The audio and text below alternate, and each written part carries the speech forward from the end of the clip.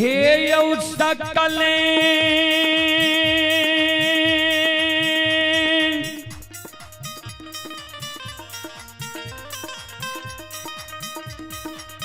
समाज बबायो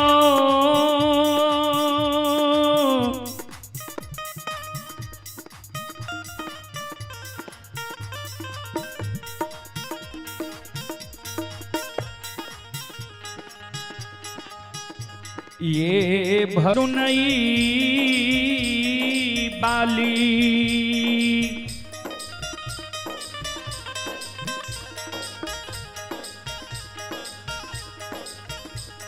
हरिपुर ग्राम के सब ध्यान दबे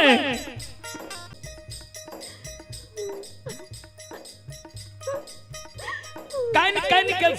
सास के कहे हैं ये सासू माँ गाली दै छियै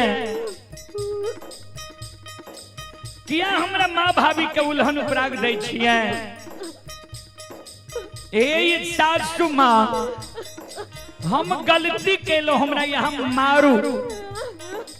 लेकिन हमरा नैहर के नहीं उकतो हमरा भाई बाबू के नहीं गाली दिया हमरा माँ भाभी के नहीं उल्हन उपराग दिया ये सासू माँ